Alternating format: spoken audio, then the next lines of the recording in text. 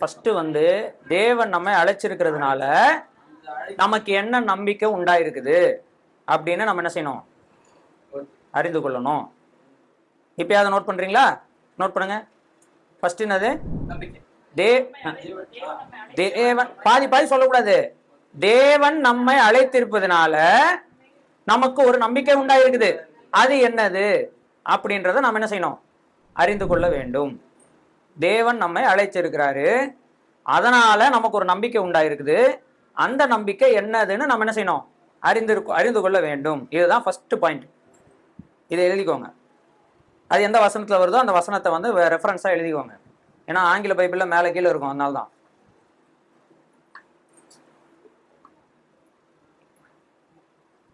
இது தனியாக இன்னொரு நோட்டில் எழுதிக்காதீங்க.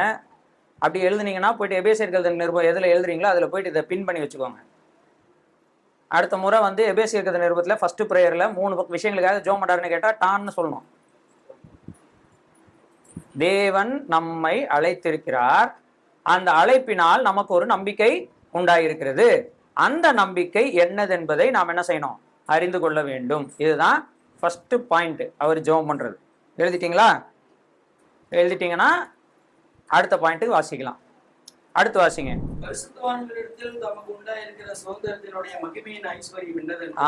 ரெண்டாவது, மகிமையின் ஐஸ்வர்யம் என்னதென்றும் அல்ல, பரிசுத்தவான்களாகிய நம்மிடத்துல தேவன் உரிமை சொத்தை என்ன செஞ்சிருக்கிறார், கொடுத்திருக்கிறார். நமக்கு தேவன் ஒரு சுதந்திரத்தை வைத்திருக்கிறார். அந்த சுதந்திரத்தினுடைய மகிமையின் ஐஸ்வர்யம் என்னது? ஃபர்ஸ்ட் இது என்னது பாத்தீங்களா? திரும்ப நம்பிக்கை. தேவன் நம்மை அழைத்திருக்கிறார், அந்த அழைப்புனால நமக்கு ஒரு நம்பிக்கை உண்டாயிருக்குது. அது என்னது? ரெண்டாவது என்னது? தேவன் நம்மிடத்துல ஒரு சுதந்திரத்தை கொடுத்திருக்கிறார், அந்த சுதந்திரத்தினுடைய மகிமையின் ஐஸ்வர்யம் என்னது? இதுதான் ரெண்டாவது பாயிண்ட். புரிஞ்சுங்களா பிரதர்? அதனால தான் நான் மகிமையின் ஐஸ்வர்யம் சொன்ன உடனே அதனால தான் நான் நிறுத்தினேன். ஃபுல்லா சொல்லுங்க அப்படின்னு சொன்னேன். தேவன் நம்மை அழைத்திருக்கிறார், அந்த அழைப்பினால் ஒரு நம்பிக்கை நமக்கு கிடைச்சிருக்கு. அந்த நம்பிக்கை என்னது? தேவன் நமக்கு உரிமை சொத்தை என்ன செஞ்சிருக்கிறார், வைத்திருக்கிறார். நம்ம அழைச்சதுனால நமக்கு ஒரு உரிமை சொத்தை வச்சிருக்கிறார், நமக்கு ஒரு சுதந்திரத்தை வச்சு தரான்னு சொல்லியிருக்கிறார். அந்த சுதந்திரத்தினுடைய மகிமையின் ஐஸ்வர்யம், அதாவது அந்த சுதந்திரத்தினுடைய மேன்மை எவ்வளவு பெருசு அப்படின்றத நீங்க என்ன செய்யணும், தெரிஞ்சுக்கணும். இது ரெண்டாவது பாயிண்ட். மூணாவது பாயிண்ட் தான் ரஜினாக்கா ஃபர்ஸ்ட் சொன்னாங்க. அது என்னது?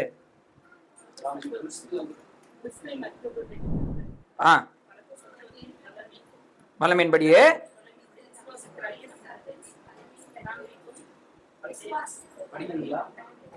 இல்ல, நீங்க வாசிச்சுட்டு சொல்லுங்களேன் அந்த பாயிண்ட பாப்போம்.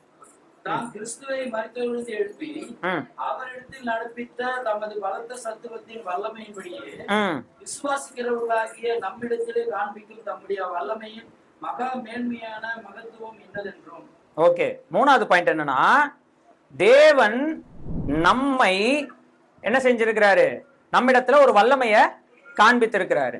அந்த வல்லமை எப்படிப்பட்ட வல்லமைனா, இயேசு கிறிஸ்துவ மரித்தோரிலிருந்து உயிரோடு எழுப்பிய வல்லமை. அந்த வல்லமை இயேசு கிறிஸ்துவ எவ்வளவு உயரத்துல கொண்டு போய் வச்சிருக்கு. அதே வல்லமைய பரிசுத்தவான்களாகிய நம்மிடத்துல என்ன செஞ்சிருக்கிறாரு, காண்பிச்சிருக்கிறாரு.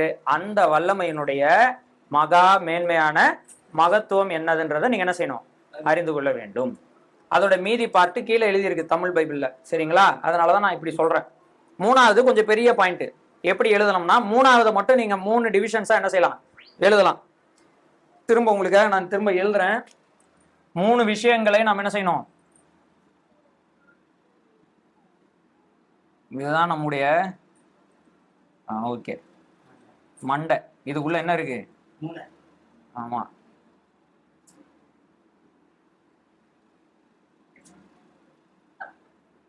இதுக்குள்ள என்ன இருக்கு? மூளை இருக்கு. இருக்கா இல்லையா? கன்ஃபார்மா? நம்ம எல்லாருக்கும் இருக்கு இல்லையா? இருக்கு, சரிங்களா? இது யாருடைய மூளைனா, விசுவாசியினுடைய. இது யாரு? விசுவாசி. இந்த விசுவாசிக்கு சில விஷயங்கள்லாம் தெரியணும். அது தெரியல அப்படின்னா இந்த விசுவாசிக்குள்ள இருக்கிற மூளையினால எந்த பிரயோஜனமும் இல்ல. இந்த மூளை, சரிங்களா? இந்த மூளை ரொம்ப இம்பார்ட்டன்ட். இந்த மூளைக்கு என்னென்னலாம் தெரியணும் அப்படின்னா, முதல்ல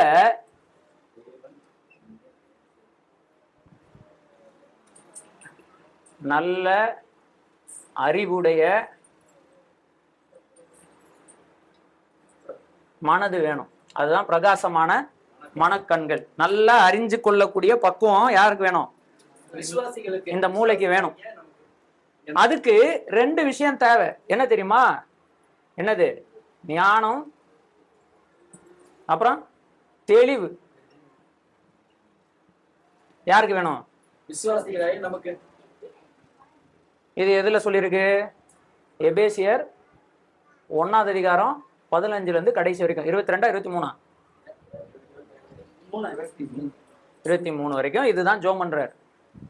விசுவாசிகளாகிய நமக்காக ஜோம் பண்றாரு. விசுவாசிகளுக்கு நல்ல அறிவு என்ன செய்யணும்? வேணும். அந்த நல்ல அறிவு எதனால வரும்னா, தேவன் தரக்கூடிய ஞானத்தினாலும் தெளிவினால் என்ன செய்யும்? கிடைக்கும். இந்த எதுக்காக இந்த ஞானமும் தெளிவும் வேணும்னா, 3 விஷயங்களை அவர்கள் என்ன செய்யணும்? அறிந்து கொள்ளணும். அது என்ன 3 விஷயங்கள்ன்றது தான் என் கேள்வியா இருக்குது ஒரு 3 வாரமா. அது இப்ப திரும்ப 4வது வாரமா அந்த கேள்வியை நான் கேட்கிறேன். அது என்னன்னதுன்னு இப்ப நம்ம எழுதிடுவோம். இந்த மூளைக்குள்ள முதல்ல நாம் அறிந்து கொள்வது என்னதுன்னா, தேவன் நம்ம என்ன செஞ்சிருக்கிறார்? தேவன் நம்மை அழைத்திருக்கிறார்.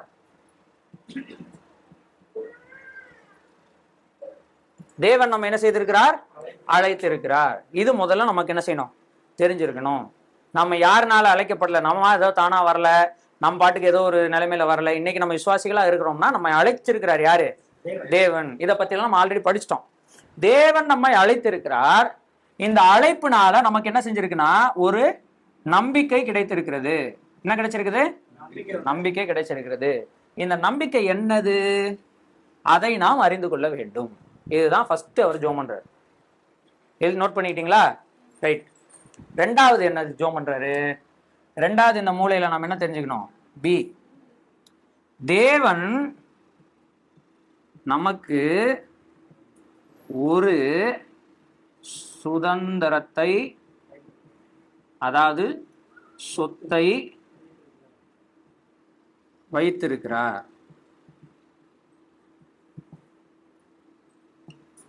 சரிங்களா? இதை நாம அறிந்து கொள்ளணும். இந்த சொத்துக்கு அல்லது இந்த சுதந்திரத்துக்கு என்ன இருக்கு? ஒரு மேன்மை இருக்குது. ஒரு மேன்மை, அதுதான் மகிமையின் ஐஸ்வர்யம் போட்டிருக்கு. இந்த சொத்துக்காக ஒரு மகிமை இருக்குது. அது எவ்வளவு மகிமை உள்ளது என்பதை நம்ம என்ன செய்யணும்? அறிந்து கொள்ள வேண்டும். இது தெரிஞ்சாதான் இது வரும். அதே மாதிரி இது தெரிஞ்சாதான் இது வரும். ஏன்னா தெளிவுள்ளவர்களாக விசுவாசிகள் இருக்கணும் அப்படின்னு யார் ஜெபம் பண்றாரு? அப்போஸ்தலனாகிய பவுல் எபேசியருக்காக இன்னைக்கு நமக்காக அந்த ஜெபம் சொல்லப்பட்டிருக்கு. விசுவாசிகளாம தெளிவுள்ளவர்களா என்ன செய்யணும்? இருக்கும். எதை பத்தி? 3 விஷயம். 1, தேவனுடைய அழைப்பை பற்றிய தெளிவு நமக்கு இருக்கணும். அதனால் உண்டாகும் நம்பிக்கை என்னன்னு தெரிஞ்சுக்கணும். தேவன் நமக்கு வச்சிருக்கிற சுதந்திரத்தை பத்தி தெளிவு நமக்கு இருக்கணும். அதுக்கு என்ன மகிமைன்றதை நம்ம என்ன செய்யணும்? தெரிஞ்சு. மகிமையின் ஐஸ்வர்யம்னா அதனுடைய மகிமையை என்ன செய்ய முடியாது? அளக்க முடியாத அளவுக்கு மகிமை உள்ளதுன்னு அர்த்தம். சரிங்களா? 3வது ரொம்ப முக்கியம். இதுதான் நம்ம ஆக்சுவலி 2 கிளாஸ் படிச்சோம். இந்த 3வது விஷயத்தை மட்டும். 3வது என்னன்னா, விசுவாசிகளிடத்தில் காண்பிக்கப்பட்ட வல்லமை.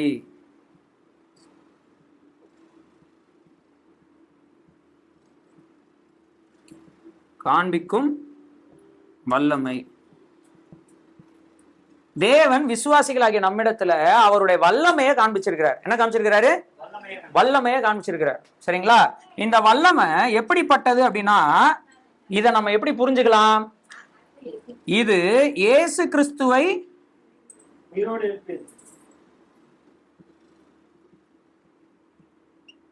மரித்தோரிலிருந்து எழுப்பிய வல்லமை.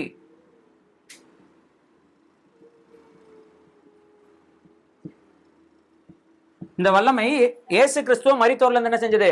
எழுப்பியது. எழுப்பி என்ன பண்ணதுன்னா, இந்த இயேசு கிறிஸ்துவை, அதாவது நம்முடைய ரட்சகரை உன்னதமான ஒரு இடத்தில் என்ன செஞ்சது? உன்னதமான இடத்துல கர்த்தராகிய இயேசு கிறிஸ்துவை அமர வைத்தார் தேவன் தம்முடைய வல்லமையினால. இதே வல்லமையை தான் விசுவாசிகளாகிய நம்மிடத்தில் என்ன செஞ்சிருக்கிறார்? காண்பித்திருக்கிறார் என்பதை நாம் என்ன செய்யணும்? அறிந்து கொள்ள வேண்டும். இத பற்றிய நல்ல அறிவு உள்ள மனது நமக்கு என்ன செய்யணும்? இருக்கணும். அந்த மனதில் ஞானமும் தெளிவும் நமக்கு என்ன செய்யணும்? இருக்கணும். இல்லை என்றால் இதை நாம் என்ன செய்ய முடியாது? அறிந்து கொள்ள முடியாது. இதெல்லாம் யாருக்குள்ள இருக்கணும்? இந்த சிறு மூளைக்குள்ள, அதாவது பெருமூளை. பட் நான் சொல்றேன், நமக்குள்ள இருக்கக்கூடிய அந்த சின்ன மூளையில இதெல்லாம் நம்ம என்ன செஞ்சுக்கணும்? ஒரு விசுவாசி பேசிக்கா அறிந்து வைத்திருக்க வேண்டிய விஷயங்கள் இந்த 3. இதத்தான் முதல் அதிகாரத்துல அவர் என்ன செய்கிறார்? ஜோம் பண்றார். ஏன்னா இந்த 3 பத்திய விளக்கங்களை தான் 2வது அதிகாரத்துல இருந்து அவர் என்ன செய்யறாரு? எக்ஸ்பிளைன் பண்றார். ஆமா, நமக்கு இந்த தெளிவும் ஞானமும் இல்லைன்னா நமக்கு 2வது அதிகாரம், 3வது அதிகாரம், 4வது அதிகாரம், 5வது அதிகாரம், 6வது அதிகாரத்தை நம்ம என்ன செய்ய முடியாது? புரிந்து கொள்ளவே முடியாது. அதனால இது நாம் நன்றாக அறிந்து வைத்துக் கொள்ள வேண்டும். இப்ப அடுத்த முறை நான் வந்துட்டு எபேசியர் எழுதின நிருபம் 1வது அதிகாரத்துல அப்போஸ்தலனாகிய பவுல் எதற்காக ஜெபிக்கிறாருன்னு கேட்டா, பிரகாசமுள்ள மனக்கண்கள் அப்படின்னு சொல்லக்கூடாது, ஞானம் தெளிவு அப்படி சொல்லக்கூடாது, ஐஸ்வர்யம் மகிமை அப்படிலாம் சொல்லக்கூடாது. Point off. ஏன்னா எப்படி அறிந்து கொள்ளணும்னு சொல்லியிருக்கு? தெளிவா அறிஞ்சுக்கணும். தெளிவுனா எப்படி? புட்டு வைக்கணும். இப்ப நான் வந்து எப்படி உங்களுக்கு முன் புட்டு வச்சணும், அது மாதிரி நான் கேட்டா நீங்க என்ன செய்யணும்? பிரதர் 3 விஷயங்களை நம்ம என்ன செய்யணும்? அறிந்து கொள்ளணும். சரிங்களா? ஓகே. இப்ப நான் திரும்ப கேட்க போறேன், யாரு கரெக்டா சொல்றீங்கன்னு பார்ப்போம். நோட்டை பார்க்காம இப்ப சொல்லணும், ஏன்னா இப்பதான் நான் படிச்சீங்க ஞாபகம் இருக்கும். சொல்லுங்க பார்க்கலாம், 3 விஷயங்கள் என்னென்ன? எதெல்லாம்? நான் முதல் அதிகாரத்தை நம்ம தாண்டுறோம், 3வது அதிகாரத்துக்கு வந்துட்டோம். முதல் அதிகாரத்தையே இங்க வந்து தகின தத்துவமா இருக்குது. அதனால நான் வந்து ரிவைஸ் பண்றேன். சரி, இப்ப யாரு சொல்றீங்க? ஃபர்ஸ்ட் பாயிண்ட் ஒருத்தர், செகண்ட் பாயிண்ட் ஒருத்தர், தேர்ட் பாயிண்ட் ஒருத்தர் அப்படின்னு நான் ஜெனரலா சொல்லுவேன். அப்படி சொல்ல போறது இல்ல. சொல்றவங்க எல்லாரும் 3 பாயிண்டே சொல்லணும். சரிங்களா? சொல்லுங்க பிரதர். ஃபர்ஸ்ட் பாயிண்ட் சொல்லுங்க. தேவன் நம்மை அழைத்திருக்கிறார். கரெக்ட். நம்பிக்கை. தேவன் நம்மை அழைத்திருக்கிறார். சோ உங்ககிட்ட கேட்கும்போது சொல்லுங்க. சோ அவர் மேல நம்பிக்கை. யார் இவர் சொல்றதை சரி பண்றீங்க?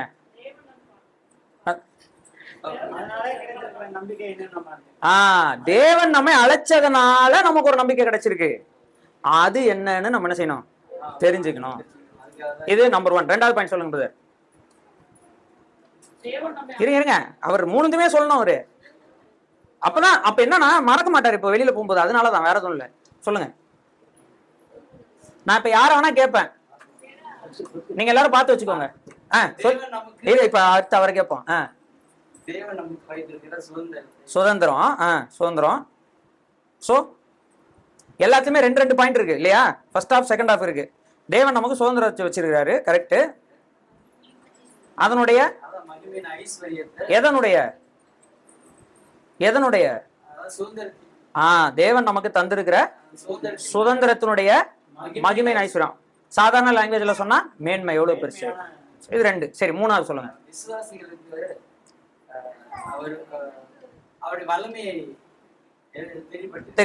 காட்டியிருக்கிறார். அந்த வல்லமை என்ன வல்லமை? இயேசு கிறிஸ்துவ மரித்தோர்ல இருந்து உயிரோட எழுப்பி, அந்த வல்லமை எழுப்பி என்ன பண்ணாரு? எல்லாத்துக்கும் மேலா கொண்டு போய் வச்சாரு. எதுக்கெல்லாம் மேலன்றது அங்க எழுதி இருக்கு. சரிங்களா? மேல கொண்டு போய் வச்சாரு. அதே வல்லமைய நம்ம இடத்துல காண்பித்திருக்கிறாரு. இது 3த்தையும் நம்ம என்ன செய்யணும்? அறிந்து கொள்வதற்கான நல்ல அறிவு நமக்கு வேண்டும். அதுதான் பிரகாசமுள்ள மனக்கண்கள். சரி, இப்போ மரியாதை சொல்லுங்க 3 பாயிண்ட். ஆமா, 3மே தான் கேட்பேன். ஒரு ஆளையும் 3 தான் கேட்பேன் இப்போ. அழைச்சதனுடைய நம்பிக்கை இல்ல. எந்த நம்பிக்கை? அழைச்சதுனால ஒரு நம்பிக்கை கிடைச்சிருக்கு. அழைச்சதனுடைய நம்பிக்கை இல்ல, அழைச்ச நம்பிக்கை இல்ல, அழைச்சதுனால ஒரு நம்பிக்கை இருக்கு. அந்த நம்பிக்கை என்னன்னு தெரிஞ்சுக்கணும். நம்பர் 1. ஓகே. நம்பர் 2.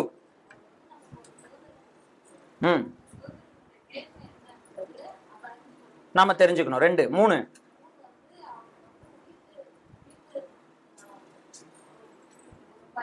அப்படி வந்தீங்கன்னா இடிக்கும். தேவன் விசுவாசிகள் இடத்துல என்ன காமிச்சிருக்கிறாரு? வல்லமை காமிச்சிருக்காரு. அந்த வல்லமை என்ன வல்லமை? யார உயிரோட எழுப்பின வல்லமை?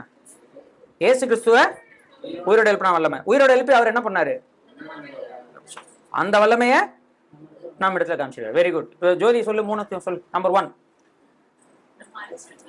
யாரு? தேவன் தேவன் நம்ம அழைச்சிருக்கிறாரு.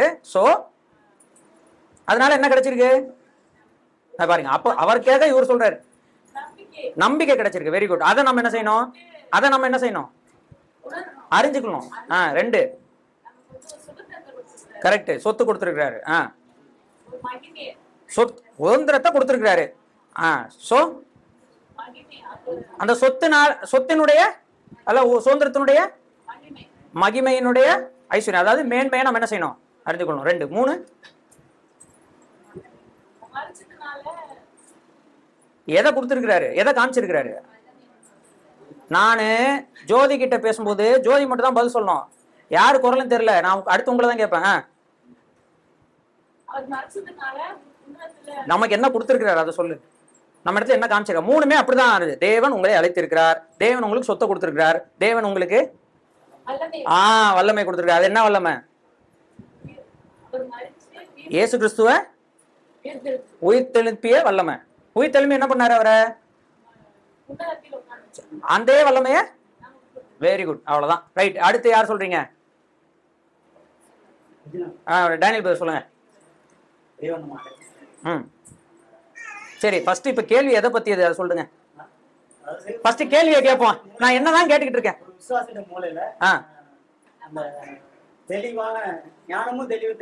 அதாவது ஒரு விசுவாசனுடைய மூளையில இருக்க வேண்டிய விஷயம் இல்ல, விசுவாசனுடைய மூளையில முழுசா நிரம்பி இருக்க வேண்டிய விஷயம். 3 விஷயம். என்னது? நம்பர் 1 பாத்தீங்களா? ஃபர்ஸ்ட் 2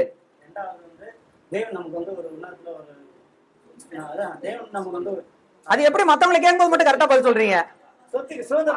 கொடுத்திருக்காரு. ஓகே. 3 கரெக்ட். கிறிஸ்துவை உயிரோடு எழுப்பி அதே வல்லமையை எழுப்பி உண்டாங்கல உட்கார வச்சிருக்காருல்ல, அந்த வல்லமையே நம்மகிட்ட தெரியப்படுது. இது 3. Very good, very good. அடுத்து யார் சொல்றீங்க? சிஸ்டர்ஸ் நீங்க சொல்றீங்களா? அக்கா சொல்லுங்க.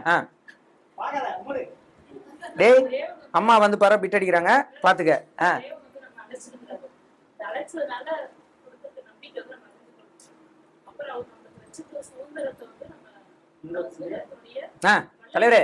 தலைவரே இங்க அவங்க சொல்லுவாங்க, நீங்க இப்படி திரும்புங்க, இப்படி திரும்புங்க. சொல்லுங்க. ஓகே. 3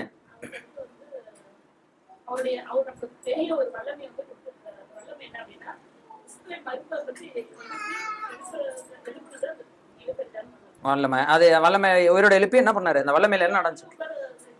அதே வல்லமையை தான் நம்ம இடத்துக்கு காமிச்சிருக்காரு. சரி, ஓகேங்களா? ஓரளவுக்கு எல்லாரும் சொல்ல வச்சிட்டேன்னு நினைக்கிறேன். ஐஸ்வர்யா சிஸ்டர் ட்ரை பண்ணிட்டு இருந்தீங்க, சொல்றீங்களா? சொல்லுங்க சிஸ்டர். தேவன் நம்மள அழைச்சிருக்கிறாரு. இருங்க தலைவரே. கொடுத்திருக்கிறார். Very good. 2 அதனுடைய சுதந்திரனுடைய மகிமை அல்லது மேன்மையை நம்ம அறிஞ்சிக்கணும். Right, very good. 3வது தேவன் நமக்கு ஒரு வல்லமை காமிச்சிருக்கிறாரு. அந்த வல்லமை எப்படிப்பட்ட வல்லமை? மரித்தோர்ல இருந்து உயிரோட எழுப்பி என்ன பண்ணாரு? அவரை உன்னதத்துல உட்கார வச்சிருக்காரு. அதே வல்லமைய. சரி, ஒரு கரகோஷங்களை எழுப்புங்க அவங்களுக்கு. Very good, very good, very good. சரி, வெரி குட். ரொம்ப சந்தோஷம். அப்படியே நீங்க இன்ட்ரெஸ்டா இதே மாதிரி கத்துக்கோங்க சிஸ்டர். இன்னும் கொஞ்ச நாள்ல நீங்க ஓவர் டேக் பண்ணிடுவீங்க. Very good. சரி, இதை ஏன் நான் வந்து திரும்ப உங்களை ஞாபகப்படுத்தினேன்னா, இன்னைக்கு நம்ம படிக்க போறது 2வது ஜெபம். எபேசியர்கள் நிருபத்தில் இருக்கக்கூடிய 2வது ஜெபம். இந்த முதல் ஜெபத்துக்கும் இந்த 2வது ஜெபத்துக்கும் உள்ள தொடர்பை நீங்க இந்த ஜெபத்தை படிக்கும் பொழுது என்ன செய்ய போறீங்க? புரிந்து கொள்ள முயற்சி செய்ய போறீங்க. இதுலயும் சில விஷயங்களுக்காக அவர் என்ன செய்யறாரு? ஜெபம் பண்றாரு. இந்த ஜெபத்திலயும் அவரு சில விஷயங்களுக்காக ஜெபம் பண்றாரு. என்னென்ன விஷயங்களுக்காக ஜெபம் பண்றாருன்னு நம்ம படிக்க போறோம். சரி, இப்ப என்ன பண்ண போறோம்னா, இந்த மூளைக்குள்ள இன்னும் எக்ஸ்ட்ரா சில விஷயங்களை நாம் அறிந்து கொள்ள வேண்டும் அப்படின்னு என்ன செய்யறாரு? ஜெபம் பண்ண போறாரு. என்னென்ன விஷயங்களுக்காக பார்க்கலாம். எபேசியர்கள் நிருபம் 3வது அதிகாரம் 14 இருந்து 21 வரைக்கும் வாசிங்க. எபேசியர் 3 14 இருந்து 21. இதுதான் இந்த நிருபத்துல அவர் ஜெபிக்கிற 2வது ஜெபம். வாசிங்க. இது நிமித்தம் நான் பரலோகத்திலும் பூலோகத்திலும் உள்ள முழு எது நிமித்தம் கரெக்டா சொல்லுங்க பார்க்கலாம். எது நிமித்தம் கரெக்டா சொல்லுங்க பார்க்கலாம். எது எது நிமித்தம் அப்படின்னா இந்த காரணத்துக்காக அப்படின்னு அர்த்தம். எந்த காரணத்துக்காக இந்த ஜெபத்தை அவர் ஏறெடுக்கிறாருன்னு சொல்றாருன்னா அதுக்கு மேல நம்ம படிச்ச விஷயம் என்னது? கடைசியா நம்ம படிச்ச விஷயம் என்னது?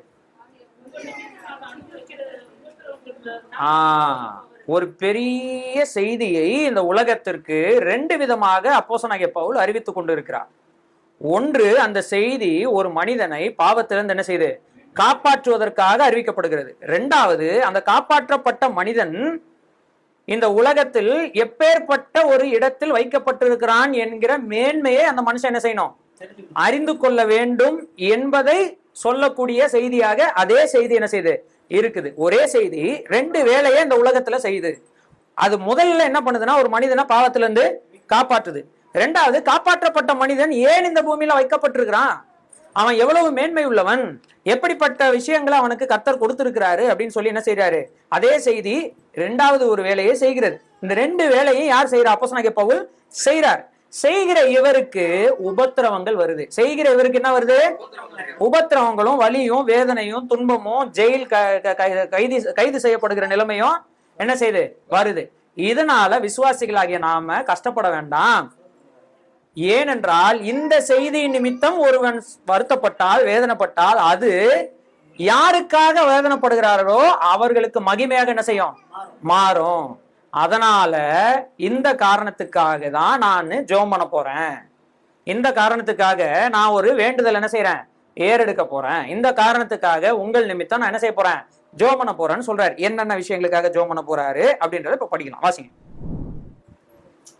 இது நிமித்தம் நான் பரலோகத்திலும் பூலோகத்திலும் உள்ள முழு குடும்பத்துக்கும் நாம காரணராகிய நம்முடைய கர்த்தராகிய இயேசு கிறிஸ்துவுடைய பிதாவை நோக்கி முழங்கால் படியிட்டு நீங்கள் அவருடைய ஆவியினாலே உள்ளான மனுஷனில் வல்லமையாய் பலப்படவும் விசுவாசத்தினாலே கிறிஸ்து உங்கள் இருதயங்களில் வாசமாய் இருக்கவும் நீங்கள் அன்பிலே வேரூன்றி நிலை பெற்றவர்களாகி சகல பரிசுத்தவான்களோடு கூட கிறிஸ்துவுடைய அன்பின் அகலம் நீளம் ஆழம் உயரம் என்னதென்று உணர்ந்து அறிவுக்கு எட்டாத அந்த அன்பை அறிந்து கொள்ள வல்லவர்களாகவும் தேவனுடைய சகல பரிபூர்ணத்தாலும் நிறையப்படவும்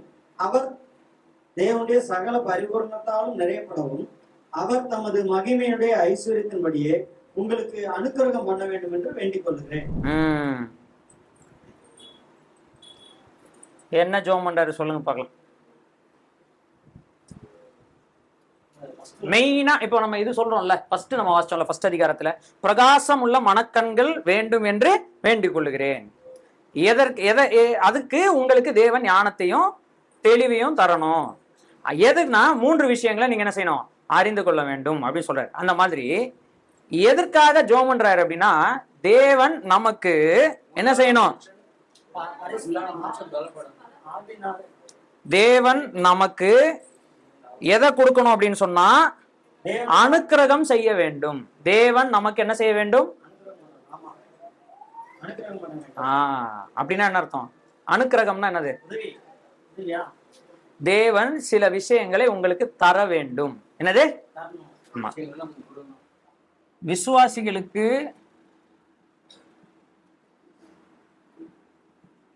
தேவன்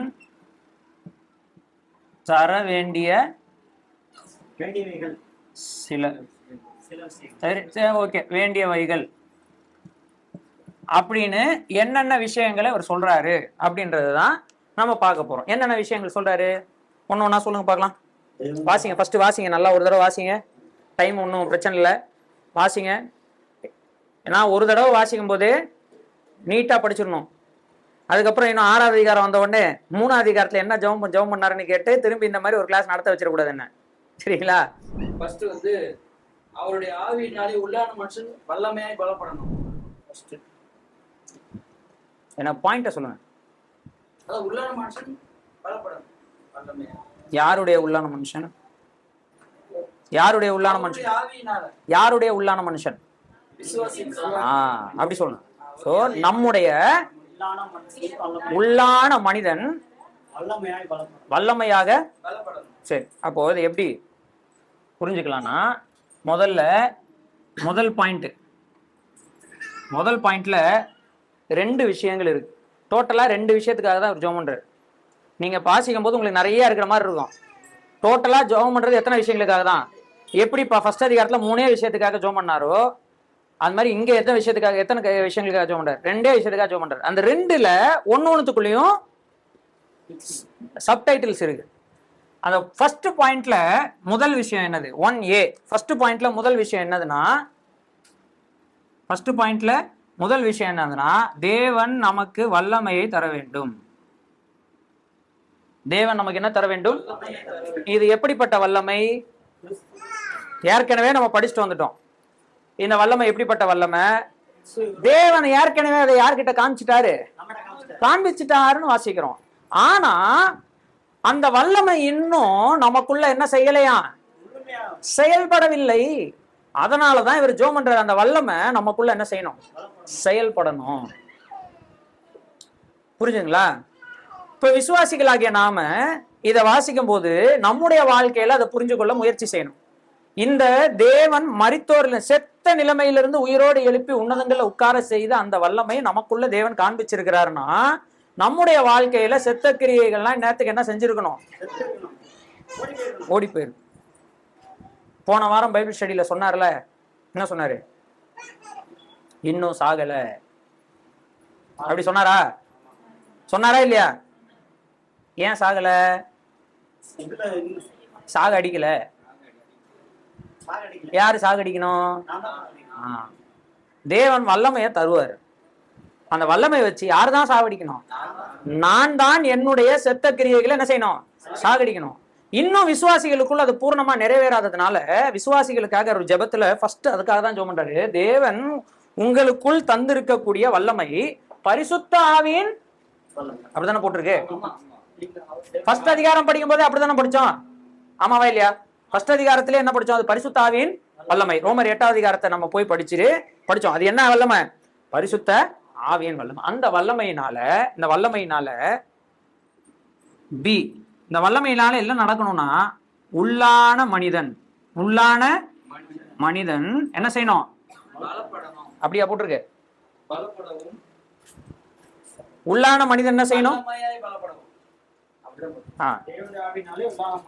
தேவனுடைய ஆவியினாலே உள்ளான மனிதனில் இந்த உள்ளான மனிதல்ல நம்ம ஒவ்வொருத்தரும் என்ன செய்யணும்? பலப்படணும். எப்படி பலப்படணும்?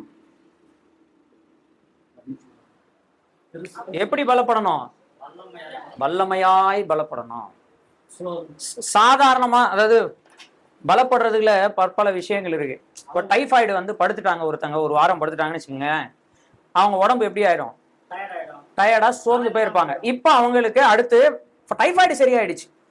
இப்போ அவங்க ஆபீஸ்க்கு கிளம்பி போகணும், இல்ல வேலை பார்க்க போகணும். இப்போ உடம்புல என்ன தேவைப்படுது? ஒரு பேலன்ஸ் தேவைப்படுது. அவங்களுக்கு ஒரு மாசம் டைம் எடுத்துக்கலாமா? வல்லமை அவங்க பலப்படுறதுக்கு, பழைய லெவல் வர்றதுக்கு ஒரு மாசம் டைம் எடுத்துக்கலாமா? ஒரு மாசத்துக்கு சோறு நீங்க போடுவீங்களா? போட மாட்டோம். அப்ப எவ்வளவு சீக்கிரம் அவங்க பலப்படணும்? ஒரு மாசம் எடுத்துக்கலாமா? எல்லாம் தலையாட்டுறீங்க. இங்க டைம் எவ்வளவு எடுத்துக்கலாம்? ஏன் அது வரைக்கும் டயர்டு இருக்கு? சத்தான ஆகாரங்களை நம்ம என்ன செய்யறது இல்ல, சாப்பிடுறது இல்ல. சரியான மருந்துகளை என்ன செய்யறது இல்ல, எடுத்துக்கிறது இல்ல. இதெல்லாம் பண்ணலன்னா பலப்படுவோம். ஆனா சாவம் தெரியுமா? அந்த நாள் வரைக்கும் பலப்பட்டுக்கிட்டு இருப்போம். கடைசி வரைக்கும் கர்த்தருக்காக ஒரு வேலையும் என்ன செஞ்சிருக்க மாட்டோம். சாவுற வரைக்கும் பலப்பட்டுருவோம். சாவுற அன்னைக்கு மரணப்படுக்கையில் உட்காந்துட்டு இன்னொரு தடவை வாய்ப்பு கிடைச்சதுன்னா நம்ம என்ன செஞ்சலாம்? நல்லா பலப்பட்டு வாழலாம். என்ன பண்றது? கர்த்தர் இன்னைக்கு உயிரை என்ன செய்ய போறாரு? எடுக்க போறாரு. அப்படி பலப்பட சொல்ல. ஒரு மாசம் 2 மாசம் எடுத்தீங்கன்னா அந்த 2 மாசம் வேலைக்கு சம்பளம் போகும். ஆல்ரெடி ஒரு வாரம் படுத்தாச்சு டைஃபாய்ட்ல. இன்னொரு 1 மாசம் எடுத்து நான் பொறுமையா பலப்பட்டுக்கிறேன் அப்படின்னு சொன்னா அவனை முட்டாளுன்னு தான் நம்ம என்ன செய்வோம்? சொல்லுவோம். அவன் வேகமா பலப்படணும், வல்லமையா என்ன செய்யணும்? பலப்படணும். அப்பதான் வேலையை என்ன செய்ய முடியும்? அந்த மாதிரி செத்து போன நிலைமையில் வாழ்ந்து கொண்டிருந்த நம்மை தேவன் உயிரோடு எழுப்பி விட்டாரு. வல்லமையும் கையில் என்ன செஞ்சாரு? கொடுத்துட்டாரு. இப்ப அந்த வல்லமையை பயன்படுத்தி வல்லமையாய் பலப்படணும். எப்படி பலப்படணும்? பரிசுத்த ஆவியானவர் தான் அந்த வல்லமை. அந்த வல்லமையை பயன்படுத்தி நம்ம எப்படி பலப்படணும்? வேகமா துரிதமா உடனடியா நம்ம என்ன செய்யணும்? பலப்பட வேண்டும். இதுதான் அப்போஸ்தலனாகிய பவுல் ஜெபிக்கிற ஜெபம். பிரதர் டைம் ஆகும் பிரதர், நீங்க இப்படியே சொல்லிட்டு இருந்தா எப்படி பிரதர்? டைம் ஆகும் பிரதர் என்று சொல்லக்கூடியவர்களுக்கு நான் சொல்றேன், டைமே ஆகக்கூடாது. நம்ம எவ்வளவு வேகமா அவருக்குள்ள பலப்பட முடியுமோ அவ்வளவு வேகமா என்ன செய்யணும்? பலப்படணும். ரட்சிக்கப்பட்டு இத்தனை வருஷம் ஆகுது, 27 வருஷம், 28 வருஷம், 30 வருஷம், 10 வருஷத்துக்கு மேல ஆகுறவங்கலாம் நீங்க யோசிக்கணும். என்ன யோசிக்கணும்? மினிமம் ரட்சிக்கப்பட்டு 10 வருஷத்துக்கு கீழே போறலாம், அதுவே ஜாஸ்தி தான் டைம். ஏன்னா அப்போஸ்தலனாகிய பவுல்லாம் ரட்சிக்கப்பட்டு உடனடியாக இயேசுவே கிறிஸ்து என்று பலமா என்ன செய்தாராம்? அறிவிக்க ஆரம்பிச்சிட்டாராம். நம்ம ரட்சிக்கப்பட்டு ஞானஸ்தானம் எடுக்கிறதுக்குன்னு ஒரு 3 வருஷம் வெயிட்டிங். அதுக்கப்புறம் ஞானஸ்தானம் எடுத்ததுக்கு அப்புறம் அப்படியே அந்த விசுவாசியை பார்க்கறது, இந்த விசுவாசியை பார்க்கறது, சர்ச்சில் என்ன எனக்கு சர்ச்சு என்ன செஞ்சு அப்படியே சோர்ந்து போறது, ஏதாவது ஒரு குறைய கண்டுபிடிச்சு நாமளே சோர்ந்து படுத்துக்கிறது இல்லையா? அதே டைஃபாய்டு உதாரணத்துக்கு வரேன். ஒரு வாரம் படுத்தாச்சு, நம்ம உடம்பு சொல்லும் என்ன பண்ணோம்? நாளைக்கு கிளம்பி வேலைக்கு போகணும்டா, உனக்கு தான் உடம்பு சரியில்லைல்ல, லீவை போட்டுரு. என்ன பண்று? லீவு போட்டுரு. உடனே ஃபோன், ஹலோ சார், நான் இப்போதான் டைஃபாய்டு எனக்கு என்ன செஞ்சிருக்கு, சரியாயிருக்கு, இன்னைக்கு ஒரு நாள் எனக்கு என்ன செய்யுங்க, லீவு கொடுங்க, நாளைக்கு நான் என்ன செஞ்சிடறேன், வந்துடுறேன். படுத்துறது. படுத்துட்டு சரி பலப்படுறதுக்கு ஏதாவது பண்ணுவோமா? அப்படியே தூங்க வேண்டியது. மறுநாள் ஆயிடும், ஐயோ இன்னைக்கு நம்ம என்ன செய்யணும், வேலைக்கு போகணும். உடம்பு சொல்லும் ரொம்ப டயர்டா இருக்கு, போனை போடு, ஹலோ சார், இன்னும் சரியாவல சார், நேத்தை விட ரொம்ப தலைவலி அதிகமா இருக்கு சார். அப்ப காரணங்கள் கண்டுபிடிச்சு தூங்குறவன் எந்திக்கவே மாட்டான். அந்த மாதிரி சபையை காரணம் சொல்லி சோர்ந்து போகிறவன் எந்திக்கவே மாட்டான். வல்லமையாய் பலப்பட வேண்டியவன் அவன் பார்ப்பதெல்லாம் எதை மட்டும் தான் பார்ப்பான்? எனக்குள்ள கர்த்தர் தந்திருக்கிற வல்லமை என்னது, அதை மட்டும் தான் என்ன செய்வான், பார்ப்பான். அது பரிசுத்த ஆவியானவரின் வல்லமையா இருக்கிறது. வல்லமையாய் பலப்பட வேண்டும்ன்றது ரொம்ப முக்கியமான விஷயம். அது உள்ளான மனிதனில் நடக்கணும். எதில் நடக்கணும்? அது என்னங்க உள்ளான மனிதன்? ஏற்கனவே படிச்சுட்டு வந்திருக்கிறோம். இந்த மனிதனை தான் எங்க இருந்து காப்பாத்தினாரு? அக்கிரமங்களிலும் பாவங்களிலும் மரித்த நிலைமையிலிருந்து காப்பாற்றினாரு. நமக்குள்ள இருக்கக்கூடிய மனிதன் உள்ளான மனிதனில், அதான் உண்மையான மனிதன் அல்ல, நாம கர்த்தர் நமக்கு தந்து இருக்கக்கூடிய அந்த உயிர்த்தெழுந்த வல்லமையை பயன்படுத்தி வல்லமையாக நாம் என்ன செய்யணும்? பலப்பட வேண்டும். என்ன செய்யணும்? பலப்பட வேண்டும். மூணாவது இதுல சொல்றாரு, பலப்பட்டு என்ன நடக்கணும் நம்ம வாழ்க்கையில அப்படின்னா, கிறிஸ்து நம்ம வாழ்க்கையில என்ன பண்ணணும்? வாசிங்க வாசிங்க. விசுவாசத்தினாலே கிறிஸ்து உங்கள் இருதயங்களில் வாசமாய் இருக்கவும் நீங்கள் அன்பிலே வேரூன்றி நிலைபெற்றவர்களாகி. அது அடுத்து மூணாவது, கிறிஸ்து உங்கள் இருதயங்களில் வாசமாய் இருக்கவும். இருதயங்களில், நான் இருதயத்தில் போறேன் தனிப்பட்ட முறையில, இருதயத்தில் வாசம் செய்ய வேண்டும்.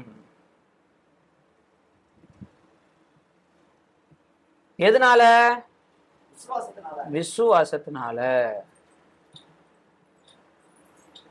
இப்படிலாம் என்னைக்காவது நம்ம ஜெபம் பண்ணியிருக்கோம்? ஜெபம் பண்ண கற்றுக்கொள்ளணும். இப்படிலாம் கிறிஸ்து நம்முடைய இருதயத்துல வாசம் செய்யணுமா? விசுவாசத்தினால வாசம் செய்ய வேண்டும். வாசம் செய்யறதுன்னா என்னதுங்க?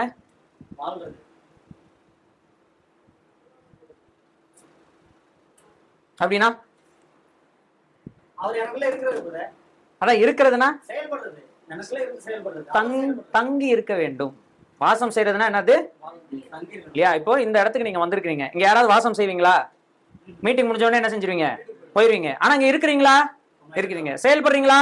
செயல்படுறீங்க. ஆனா இது உங்க வீடு இல்ல. நீங்க இங்க என்ன செய்யறது இல்ல? தங்குவது இல்ல. நீங்க இங்க வாசம் செய்யறது இல்ல. வரீங்க, உங்க வேலையை முடிக்கிறீங்க, செயல்படுறீங்க, கற்றுக்கொள்றீங்க, போயிட்டே இருக்கிறீங்க. இப்படி நீங்க உங்க வீட்டை பத்தி சொல்ல முடியுமா? ஏன்னா வீட்டுல நீங்க என்ன செய்வீங்க? வாசம் செய்வீங்க. சோ வாசம் செய்யறதுக்கும் வந்து போறதுக்கும் வித்தியாசம் இருக்கு. கர்த்தராகிய இயேசு கிறிஸ்து அப்படியே நமக்குள்ள அப்படியே வந்துட்டு ஞாயிற்றுக்கிழமை நமக்குள்ள ஒரு கிரியை பண்ணிட்டு நமக்குள்ள வந்து பரவாயில்ல, கர்த்தருடைய வசனத்தெல்லாம் நமக்குள்ள நினைப்பூட்டிட்டு வெரி குட், அதுக்கப்புறம் அவர் ஓரமா அவர் சொன்ன மாதிரி ஒரு ரூம்ல போட்டு என்ன செஞ்சிடுறது? சாத்தி விட்டுறது. நமக்குள் நாம் வாசம் செய்யறது முக்கியமா இல்ல நமக்குள் அவர் வாசம் செய்வது முக்கியமானா? அப்போஸ்தலனாகிய பவுல் சொல்றாரு, கிறிஸ்து எனக்கு வாழ்வு, சாவு எனக்கு ஆதாயம். காரணம் இயேசு கிறிஸ்து. இனி நான் அல்ல, எனக்குள்ள யாரு வாழ்றா? கிறிஸ்துவே எனக்குள் பிழைத்திருக்கிறார் அப்படின்னு சொல்றாரு இல்லைங்களா? அப்படின்னா என்ன அர்த்தம்னா, அப்போஸ்தலனாகிய பவுல் சொல்ற அதே எக்ஸ்பீரியன்ஸ் நம்ம வாழ்க்கையில வரணும். என்னது? இயேசு கிறிஸ்துவானவர் நமக்குள் தங்க வேண்டும். இயேசு கிறிஸ்துவானவர் நமக்குள் தங்க வேண்டும். யோவான் எழுதின சுவிசேஷம் 1ஆம் அதிகாரத்துல இப்படியாக நாம் வாசிக்கிறோம். அந்த ஒளி இருளிலே, இருளானது அதை அங்க போட்டிருக்கு, அவர் தமக்கு சொந்தமானதிலே, தமக்கு சொந்தமானவர்களோ அவரை அந்த வார்த்தை மாம்சமாகி கிருபையினாலும் சத்தியத்தினாலும் நிறைந்தவராய் மனிதர்களாகிய நமக்குள்ளே வாசம் பண்ணினார் அப்படின்னு போட்டிருக்கு யோவான் 1:14. ஆனா வாசம் செய்த அவரை இந்த பூமியில இருக்கிற மனிதர்கள் எல்லாரும் சேர்ந்து என்ன செய்து விட்டோம்? நிராகரித்து விட்டோம். என்ன செய்து விட்டோம்? ஓரம் தள்ளி விட்டோம். அவர் நம்மோடு வாசம் செய்ய வந்தாரு, தங்க வந்தாரு. தங்க வந்தவரை ஓரமா தூக்கி பாத்ரூம்ல போட்டு பூட்டிட்டோம். அதான் மீனிங். நீ என் கூட என்ன செய்ய வேண்டாம், வாழ வேண்டாம். நீ வாழ்ந்தானா நான் பாவின்னு சொல்ற இல்லையா? செய்ய விட மாட்டேங்கிற. இதனால உன்னை நான் என்ன பண்ண போறேன்? தூக்கி கடாசிர போறேன் அப்படின்னு சொல்லி கடாச முயற்சி செஞ்ச போது அந்த கடாசப்பட்ட இடத்துல இருந்து அவரு யார் அவரை தூக்கி கடாசினார்களோ அவர்களுக்காக ஜெபம் பண்ணார். என்ன ஜெபம் பண்ணாரு? பிதாவே இவர்களுக்கு மன்னியும், தாங்கள் செய்வது என்னதென்று அறியாது இருக்கிறார்களேன்னு சொல்லி நமக்காக வேண்டிக் கொண்டதுனால யார் யாருக்கெல்லாம் அவர் வேண்டிக் கொண்டாரோ இவர்கள் எல்லாரும் இன்னைக்கு யாருடைய பிள்ளைகளாக மாறுறாங்க? அவர் மூலமாக தேவனுடைய பிள்ளைகளாக மாறுறாங்க. இந்த ரட்சகர் இப்பொழுதாவது யாருக்குள்ள தங்கணும்? இரண்டாவது வாய்ப்பு இது. முதல் வாய்ப்புல நிராகரிச்சிட்டீங்க. ஆனா அவரை தவிர உங்களுக்கு ரட்சிப்பு இல்லைன்னு தெரிஞ்ச போது ஏற்றுக்கொண்டீங்க. இப்ப ஏற்றுக்கொண்ட பிறகாவது உங்களுக்குள் அவர் என்ன செய்யணும்? தங்க வேண்டும், வாசம் செய்ய வேண்டும். இல்லைங்களா? உலகத்துல பொதுவா ஒரு பழக்கம் இருக்கு. ரொம்ப நாள் நம்ம கூட ஒருத்தங்க தங்கிட்டாங்கன்னு வச்சுக்கோங்களேன், அவங்க அருமை நம்ம என்ன செஞ்சிருவோம்? மறந்துருவோம். நம்ம கூடவே ஒருத்தங்க ரொம்ப நாள் தங்கிட்டாங்கன்னா அவங்க அருமை நம்ம என்ன செஞ்சிருவோம்? ஆரம்பத்துல வாங்க வாங்க வாங்க வாங்க, உட்காருங்க உட்காருங்க உட்காருங்க, தண்ணி வேணுமா, காஃபி வேணுமா, அது வேணுமா, இது வேணுமா, போர்வை வேணுமா, கொசுவர்த்தி வேணுமா, அதுவா இதுவா எல்லாம் பண்ணுவோம். 3வது நாள் ஆகும், இன்னும் இது ரத்தனம் பூச்சது போவே மாட்டேங்குது, இதுக்கு சோறாக்கி கொட்டுறதுக்கே எனக்கு என்னவா இருக்குது, சரியா போகுது. 4வது நாள் இந்தா காப்பி குடி, அப்படியே 1 மாசம் ஆயிடுது. நானு கிச்சன்ல பால் வச்சிருக்கேன், வேணா காப்பியை போட்டு குடி, அப்படியே ஒரு வருஷம் ஆயிடுது. என்ன ஆகுது? இப்ப ஆரம்பத்துல வாங்க வாங்க வாங்கன்னு கூப்பிட்டு தங்க வச்ச அந்த அருமை போக போக என்ன ஆயிருது? அதே மாதிரிதான் இயேசு கிறிஸ்துவுக்கும் நமக்குள்ள நம்ம வேலை பார்க்கிறோம். ஃபர்ஸ்ட் நாள் அவரை எப்படி கூப்பிடுறோம்? எப்படி? கர்த்தாவே உம்மை விட்டால் எனக்கு வேற கதியே இல்லை, இன்னைக்கே என் வாழ்க்கைக்குள்ள என்ன செய்யுங்க, வாங்க என் வாழ்க்கை அப்படியே மாற்றுங்க, திருப்பி போடுங்க, நான் என்னவா மாறணும்? தேவனுடைய பிள்ளையா மாறணும். 2வது நாள், 3வது நாள், 4வது நாள், 5வது நாள், ஒரு வருஷம் கேட்கலாம் கூட வெட்டுவாங்க. நான் ஞானஸ்தானம் எடுத்து 1 வருடம் ஆகிறது. 2வது வருஷம் கேக்கு சைஸ் சுருங்கிடும். 3வது வருஷம் டீ கூட குடிக்க மாட்டாத நினைச்சு. இப்படியே 10 வருஷம் ஆயிரும். அவர் பாட்டு ஓரமா எங்கே இருக்கார் பிரதர் அப்படின்ற ஒரு நிலைமைக்கு வந்துடுறோம். இது மிகப்பெரிய டேஞ்சர். அது விசுவாசிகள் நாம் இப்படி என்ன செய்யக்கூடாது, இருக்க கூடாது. ஒரு முறை அவரை நீங்கள் நிராகரித்தது போதும். 2வது முறை அவரை நீங்கள் என்ன செய்யக்கூடாது, நிராகரிக்க. ஏன்னா இப்போ அவருடைய அருமை முதல்ல தெரியல, நிராகரிச்சிட்டோம். அதுக்கு அவரே ஜெபம் பண்ணாரு, பிதாவே இவர்களுக்கு மன்னியும், தாங்கள் செய்வது என்னதென்று அறியாது இருக்கிறாரு. 2வது தடவை நிராகரிச்சீங்கன்னா என்ன சொல்லி ஜெபம் பண்ண வரான்? நீ யாருன்னு எனக்கு தெரியாது, அக்கிரம செய்கைக்காரனே, என்னை விட்டு அகன்று போன்னு சொல்லிடுவாரு. நீங்க அவர் கூட தங்குறதுக்கு போகும்போது, நீங்க அவர் கூட தங்க போகும்போது உங்களுக்கு அவர் மரியாதை தரணும்னா அதுக்காக இல்ல. ஆனா உண்மை என்னன்னா, அவர் தான் நம்முடைய வாழ்க்கைக்கு எல்லாமாக என்ன செய்யறாரு, இருக்கிறார். அவர் உங்க வாழ்க்கையில தங்கி இருக்கிறாரான்றதான் ஒரு பெரிய கேள்வியா இருக்குது. தங்கி இருத்தல்ன்ற வாசம் செய்கிறார்ன்ற வார்த்தைக்கு பெரிய அர்த்தம் இருக்கு. என்ன தெரியுமா? வாசம் செய்கிறார்ன்ற வார்த்தைக்கு ஏதோ அவர் இருக்கிறாருன்னு அர்த்தம் இல்ல. இருக்கிறதெல்லாம் வாசம் செய்யறதுன்னு ஆயிருமா? நீங்களே உங்க வீட்டுல சில பேர் என்ன சொல்லுவீங்க, ஏதோ இருக்கணும்னு என்ன செய்யுது, எங்க வீட்டுல இருக்குது, இது இருக்கிறதுனால ஒரு பிரயோஜனம் இல்ல, இல்லனாலும் ஒரு பிரயோஜனம் இல்ல. இத பெத்ததுக்கு நான் எதை பெத்திருக்கலாம், ஒரு அம்மி கல்ல என்ன செஞ்சிருக்கலாம் பெத்து போட்டிருந்தா அரைக்கிறதுக்காக என்ன செஞ்சிருக்கோம் உதவும்னு சொல்லுவீங்க இல்லையா? அந்த மாதிரி யார் இருக்க கூடாது நம்ம வாழ்க்கையில? இருக்கிற அப்படி இருக்கிறாரான்னு கேட்டா அப்படிதான் இருக்கிறார். அதனாலதான் அவரோடு கூட நீங்கள் வாழாத ஒரு அனுபவம் நமக்கு என்ன செய்யுது இருக்குது. அதனாலதான் அப்போஸ்தலனாகிய பவுல் விசேஷமா ஜெபம் பண்றாரு, உள்ளான மனிதர்கள் நீங்க வல்லமையா என்ன செய்யணும், பலப்படணும். ஏன் பலப்பட்டு என்ன பண்ணணும்னா, இயேசு கிறிஸ்து உங்கள் இருதயங்கள்ல நம்ம என்ன பண்ணணும், வாசம் செய்ய வேண்டும், அவர் உங்கள் இருதயங்களில் தங்க வேண்டும். முதல் நாள் இப்ப முதல்ல உங்க வீட்டுக்கு நான் வரேன்னு வச்சுங்களேன், நீங்க என்ன பண்ணுவீங்க? சரி நான் வேணாம், என்ன விட்டுருங்க, இல்ல என்ன விட்டுருங்க, இந்த கேரக்டர் டெலீட் பண்ணுங்க, வேற ஏதாவது சொல்லுவோம். சரி போன வாரம் ஒரு ஸ்பெஷல் கெஸ்ட் வந்தார் இல்லையா, அந்த மாதிரி யாராவது உங்க வீட்டுக்கு வர்றாரு, என்ன பண்ணுவீங்க? சரி அப்புறம் என்ன பண்ணுவீங்க? வாங்க உட்காருங்க. நீங்க மட்டும் தான் வாழ வைப்பீங்க போல இது, மத்தவங்க எல்லாம் சொல்லுங்க என்ன பண்ணுவீங்க? வாங்க உட்காருங்க. நெக்ஸ்ட் அடுத்து சாப்பாடு கொடுப்பீங்க. அப்புறம் என்ன பண்ணுவீங்க? ரெஸ்ட் எடுக்க வைப்பீங்க. அப்புறம் என்ன பண்ணுவீங்க? தங்க வைப்பீங்க. அப்புறம் என்ன பண்ணுவீங்க? இளைப்பாருவீங்க. அப்புறம் என்ன பண்ணுவீங்க? பாத்தீங்களா, அவரை படுத்து தூங்க வச்சிருவாங்களாம். எல்லாம் பண்ணிட்டு அதுக்கப்புறம் உட்காந்து என்ன செய்வீங்களா? இயேசு கிறிஸ்துவானவர் நம்ம இடத்துல தங்க வருவது அவர் படுத்து இளைப்பாறுவதற்கு அல்ல, நமக்கு இளைப்பாறுதல் தருவதற்காக அவர் நம்ம இப்படி வர்றாரு. அப்படித்தானே போட்டிருக்கு இல்லையா? அப்ப கர்த்தராகிய இயேசு கிறிஸ்துவுக்கு 2 பேரு சேவை செய்தார்கள், 2 பேரும் சின்சியரா சேவை செய்தார்கள். ஒரு அம்மா என்ன பண்ணாங்கன்னா, அவருக்கு சாப்பாடு செஞ்சு கொடுக்கணும், டீ செஞ்சு கொடுக்கணும், காஃபி செஞ்சு கொடுக்கணும், வடை செஞ்சு கொடுக்கணும்னு சொல்லி கிச்சன் வேலைகளை கவனமா பார்த்துக்கிட்டு இருந்தாங்க. 2வது ஒரு அம்மா அவங்களும் சேவை செய்து கொண்டிருந்தார்கள். ஆனா அந்த சேவை கொஞ்சம் வித்தியாசமா இருந்துச்சு. அது என்னன்னா, அவரை உட்கார வச்சு அவர் பேசுவதெல்லாம் இவங்க கவனமா என்ன செய்து கொண்டிருந்தாங்க, கேட்டு கொண்டிருந்தாங்க. இந்த 2 சேவைகளில் எந்த சேவையை அவர் பாராட்டினார்? வந்திருக்கிற விருந்தாளிக்கு எது பிடிக்குமோ அதை கொடுப்பதுதான் விருந்தாளிக்கு நீங்கள் கொடுக்கக்கூடிய கணம். வந்திருக்கக்கூடிய விருந்தாளிக்கு நீங்கள் அவருக்கு எது பிடிக்காதோ அதை வாரி வாரி கொடுக்கறதுனால அவருக்கு நீங்க என்ன செய்யறது இல்ல, கனப்படுத்துவதில்லை. அப்போ வந்திருக்கிற கர்த்தராகிய இயேசு கிறிஸ்து எனக்குள்ள தங்கணும்னா நான் என்ன பண்ணணும்னா, அவரை பேச விட்டு நான் கேட்கணும். நம்ம என்ன பண்றோம், அவர்கிட்ட பேசிக்கிட்டு இருக்கோம். என்ன பேசுவோம்? கர்த்தாவே எனக்கு காலையில் தலை வலிக்கிறது, மாலையில் இடுப்பு வலிக்கிறது, சாயந்தரம் கால் வலிக்கிறது. கர்த்தாவே என் பையனுக்கு படிப்பு வர மாட்டேங்குது, என் மக ஃபெயில் ஆயிடுறான், அவனுக்கு நல்லா படிப்பு கொடுங்க. படிச்சு கர்த்தாவே உமக்கென்றே நான் அவனை என்ன செய்கிறேன், அர்ப்பணிக்கிறேன். கர்த்தாவே அர்ப்பணிக்கிறேன். அவருக்கு ஞானம் கொடுத்து படிச்சு வருவான். வந்த உடனே என்ன பண்ணிடுவான், கர்த்தாவே அவனுக்கு எப்படியாவது ஒரு நல்ல பிசினஸ் ஸ்கூல்ல என்ன செய்யணும், இடம் கிடைக்கணும். அது இடம் கிடைச்சு அவன் வாழ்க்கையில உயரணும். கர்த்தர் கேட்பாரு, இல்லையே நீ வேற என்னமோ சொன்னியே என்கிட்ட, வேற என்னமோ சொன்னியே நீ என்கிட்ட. அதெல்லாம் நம்ம மறந்துடுவோம். எல்கானாவின் மனைவி அப்படி என்ன செய்யல, மறக்கல. இயேசு கிறிஸ்துவானவர் நம்ம இடத்துல பேச வேண்டும் என்று விருப்பப்படுகிறார். அவர் ரொம்ப வித்தியாசமானவர்.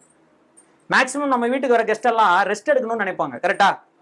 ஆனா இயேசு கிறிஸ்துவானவர் ரெஸ்ட் எடுக்க வரல, நமக்கு ரெஸ்ட் கொடுக்க வர்றார். நீ டீ போட வேணாம், காஃபி போட வேணாம், எதுவும் வேணாம். மார்த்தா கிட்ட தான் சொல்றாரு, தேவையானது ஒன்றே, தேவையானதே ஒன்றே.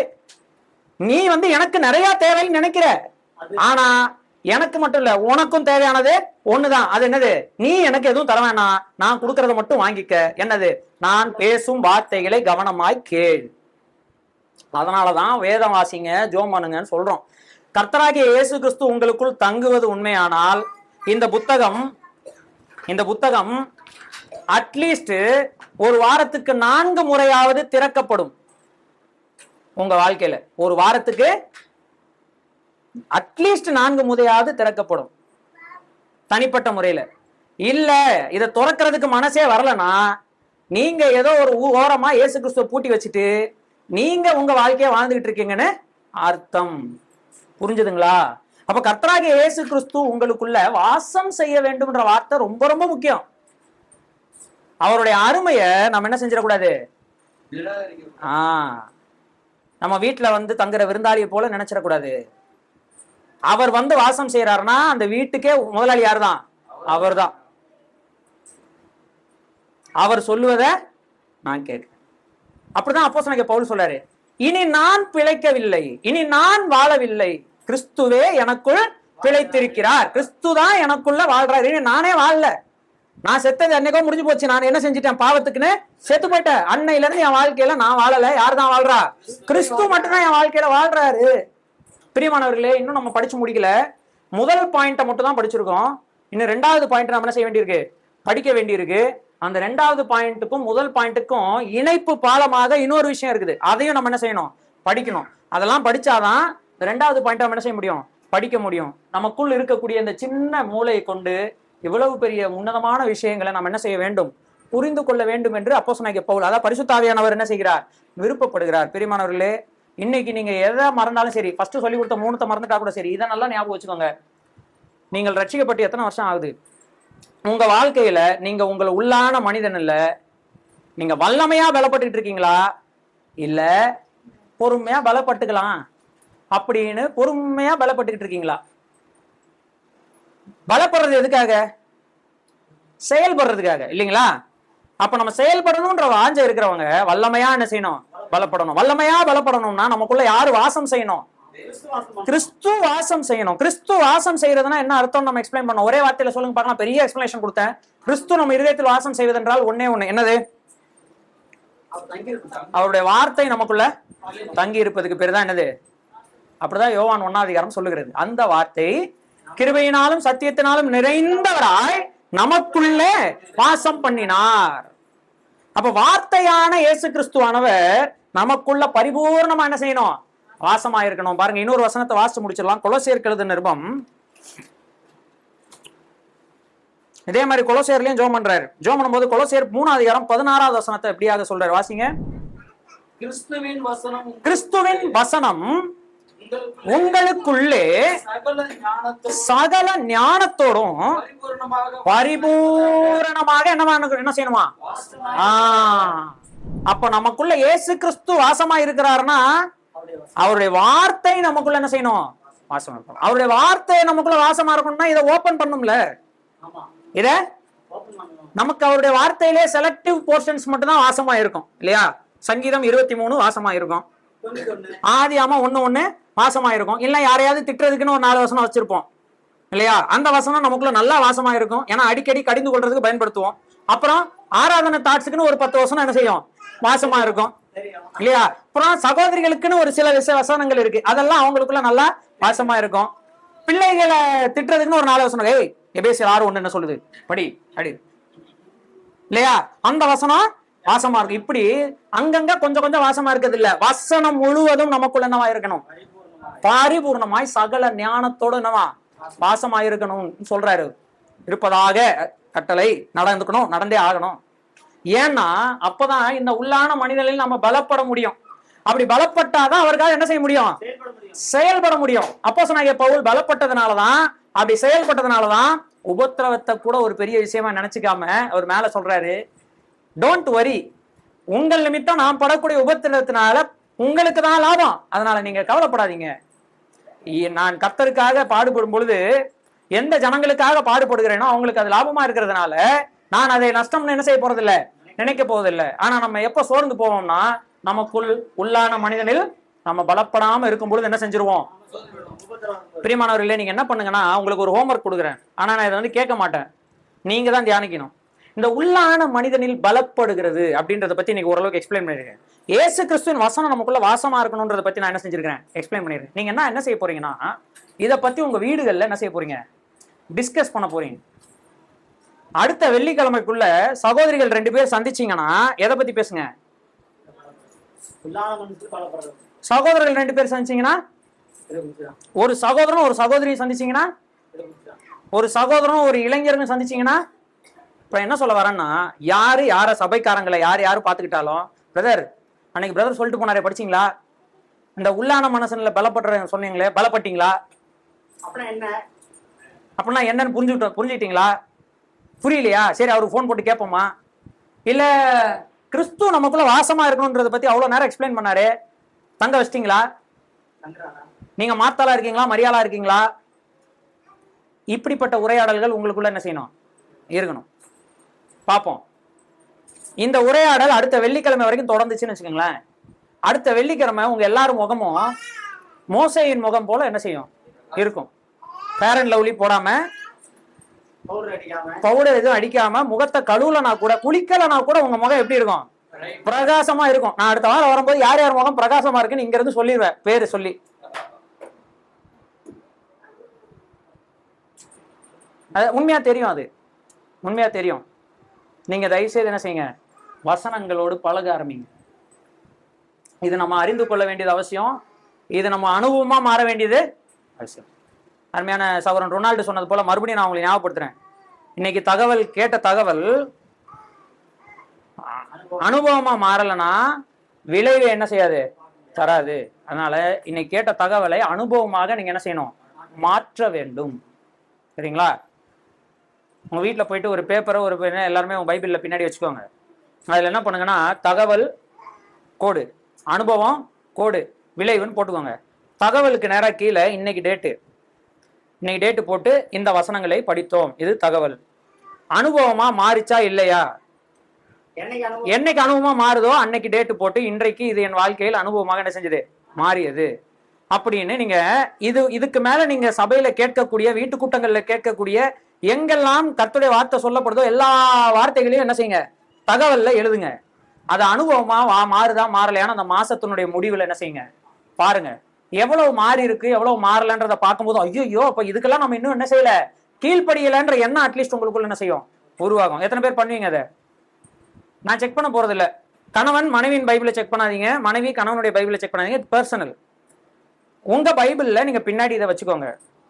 தயவு செய்து உங்க பைபிள்ல நீங்க வாசிங்க. மற்றொரு பைபிள் என்ன செய்யாதீங்க, பார்க்காதீங்க. இல்ல எங்க வீட்டுல எல்லாமே ஓப்பனுங்க, நாங்க டிஸ்கஷன் பயங்கரமா பண்ணிப்போம் அப்படின்னா பண்ணுங்க, பிரச்சனை இல்லை. நீங்க டிஸ்கஷன் பண்ண முடியல, இது பர்சனலா இருக்கிற வரைக்கும் நல்லது. நான் ஓரளவுக்கு என்ன செஞ்சுக்கிறேன், வளர்ந்துக்கிறேன், அனுபவமா மாத்திக்கிறேன், வாழ்க்கையில விளைவை பார்த்த பின்பு நான் என்ன செய்யறேன், இதை பத்தி நான் டிஸ்கஸ் பண்றேன்றவங்க அப்படி பண்ணிக்கலாம், கம்பல்சன் கிடையாது. ஆனா இங்க உட்காந்துருக்க ஒவ்வொருவரும் உங்க வேதாகமத்துக்கு பின்னாடி ஒரு பேப்பர் என்ன செய்யுங்க, வைங்க. இன்னைக்குல இருந்து ஸ்டார்ட் பண்ணுங்க. போன ஞாயிற்றுக்கிழமை வசனம் ஞாபகம் இருந்துச்சுன்னா அதுல இருந்து கூட ஸ்டார்ட் பண்ணுங்க. இல்ல அதெல்லாம் மறந்துச்சு பிரதர், இன்னையில இருந்து ஸ்டார்ட் பண்றேன்னா இன்னையில இருந்து ஸ்டார்ட் பண்ணுங்க. அப்ப என்ன நடக்கும் அப்படின்னா, ஒரு மாசத்துக்குள்ள உங்க வசனம் உங்கள் இருதயத்துல எவ்வளவு தங்கி இருக்குது, பேப்பரோட தகவலோட நிக்குதா, இருதயத்துல தங்கி இருக்குதா இல்லையான்றதெல்லாம் யாரும் சொல்ல வேணாம். நீங்களே அந்த பைபிள்ல பேக் கவரை திருப்பி பார்க்கும்போது என்ன தெரிஞ்சிடும், அந்த பேப்பரே உங்களுக்கு சொல்லிடும், ஆஹா இன்னும் நம்ம இதெல்லாம் செய்ய வேண்டியிருக்கு அப்படின்னு. சரிங்களா? இந்த ஹோம்ஒர்க்கை மட்டும் செய்யுங்க. கர்த்தருடைய நாமம் மகிமைப்படுவதாக.